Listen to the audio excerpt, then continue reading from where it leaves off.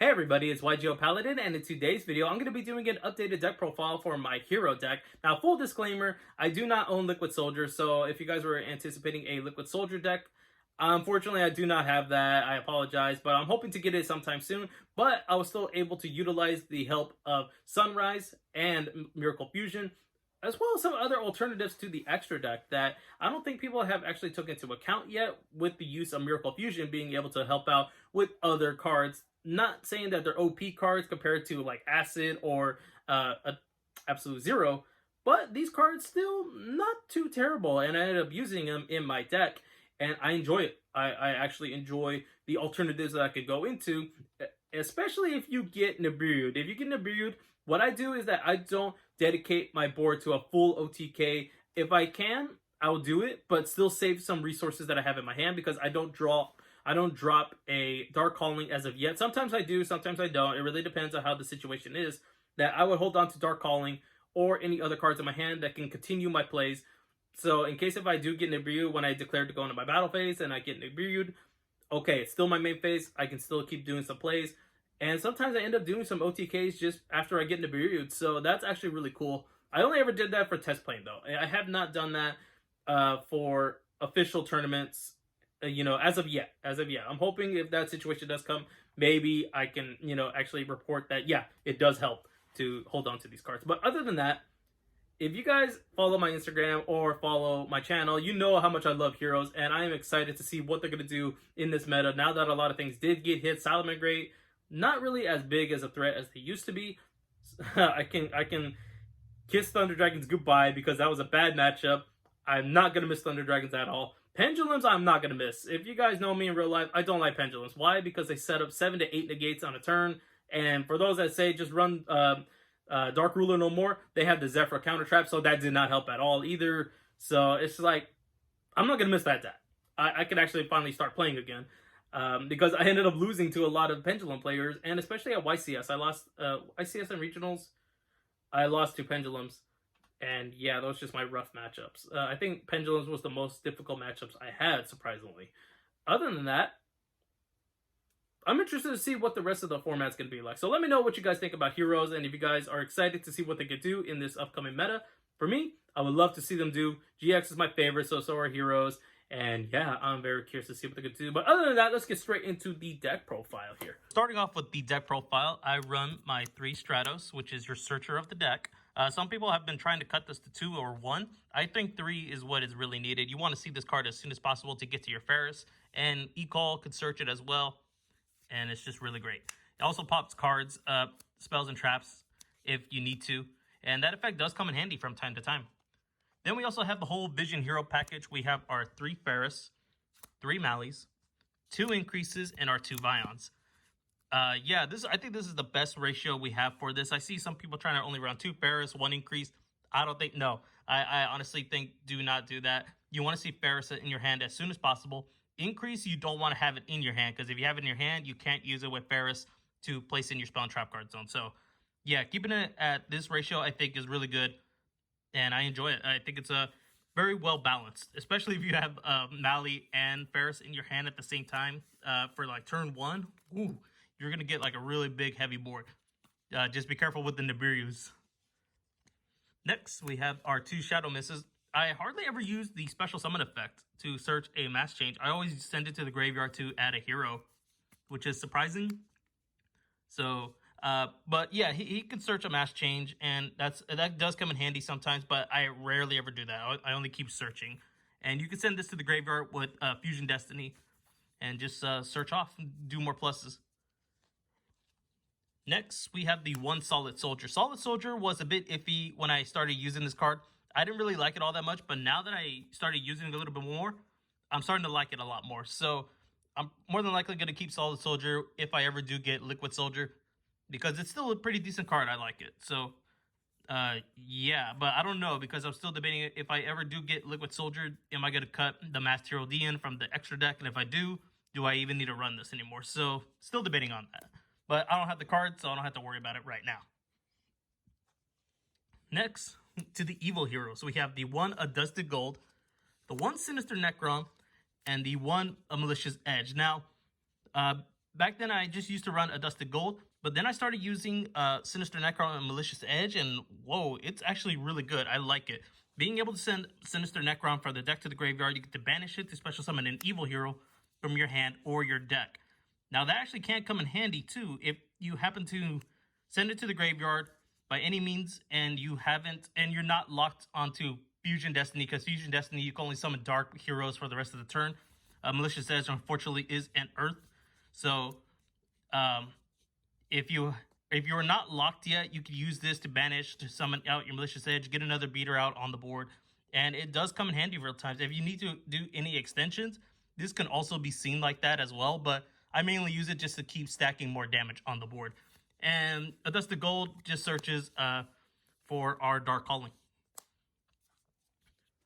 Next, we also have the one Honest Neos, because Honest Neos is really damn good.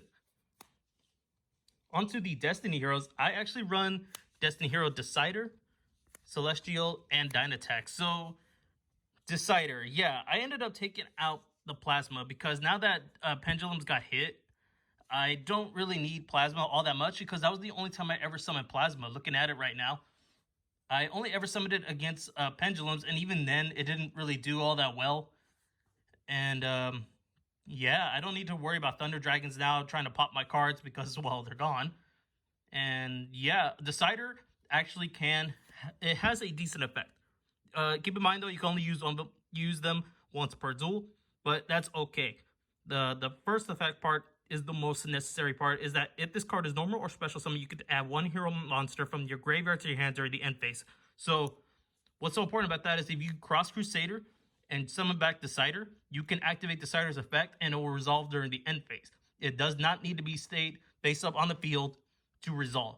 So I think that's really good. If you can't OTK, at least you can try to recycle back your Honest Neos. So yeah, I like that. And these two are essential just to go into Dystopia. And also, this is another level 4 or lower, so they both have 1600 if you need to do the whole burn damage. There's another target for that. And then lastly, we have the 3 Ashes, because Ash is really good. Onto the spells, we have the 3 E-Calls, basically Rhodas. So yeah, I'm surprised this card didn't get hit, because I was expecting like Konami to actually hit this deck or something before the new stuff like actually hit, here in the TCG. But I'm not complaining that they didn't. Next, we have 3 Fusion Destiny. This card is essentially your Shaddoll Fusion for Destiny heroes. It sets up the graveyard with Mallees, but you are locked to summoning only dark heroes for the rest of the turn. Yeah, so pretty much that's what this card is, and it's really good. I just really like this card. I was surprised they actually made a card like that. Then we have the 3 Mass Changes. Mass Change is Mass Change. Sometimes I use it, sometimes I don't. But that's okay. If I have it in my hand and I'm still during the battle phase, I can activate it, go for game. And it's really cool. I do like going into Dark Law. So Dark Law's, well, who doesn't like Dark Law? Maybe if you're going against it. Then I have the 3 Twin Twisters because back rows. Now with Red Reboot getting hit, I have to change how am I going to deal with back row decks now. So, and that Hurricane Storm is going to be way too much, I'm pretty sure. So right now, 3 Twin Twisters is what it's more than likely I'm going to have to rely on, especially now that Red Reboot got hit. I'm just really worried. I do have Cosmic Cyclones in my side deck, but I don't know. It doesn't seem like enough now. Onto the 1-Us, 1 Foolish Burial, 1 Polymerization, 1 Hero Liz, 1 Rhoda, 1 Miracle Fusion, and 1 Dark Calling. And yeah, that's it for the deck profile. For the main deck, sorry. Moving on to the extra deck. We have our 2 Cross Crusaders, still waiting on that super rare Konami. And yeah, Cross Crusader is really good.